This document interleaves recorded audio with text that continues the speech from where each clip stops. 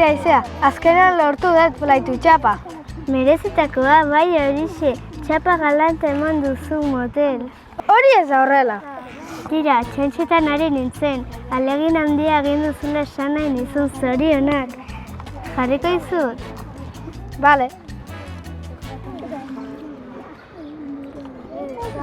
Hala ere badakizu hau ez dela saria bakarrik. Hau ardura ere bada. Orain euskara zaintzen jarraitzeko arduraduna zara. Bai, halaxe da, baina handitzen goazen heinean zaintzaile izateari uzten diogu. Zergatik diozu hori, haizu nire gurasoek nire zain ondo zaintzen dute euskara.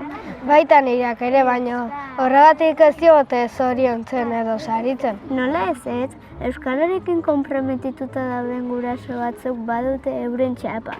Nire amatxau gai bintzat. Nireak ez? Non erosten da hori? Ez da erosten, zuk ez altzeneken euskararekin kezkatuta eta ilusionatuta dauden guraso batzuk linon elkartzen hasiak direla? Blaitu familiak izena du haien klubak. Hala!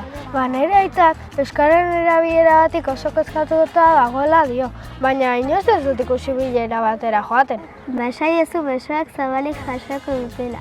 Zenbat eta gehiago izan hobe, eta euskararekin lotutako ekintza gehiago prestatuko dizkigute. Unaiz, baina ez daiz hemen, aitona gure zai daukagu. Gurasoak bilera garrantzitsu bat zeukaten linon, goazen? Uste zure aita txapa lortzeko bidean dela. Hortaz ez dio txapa gehiago eman beharko?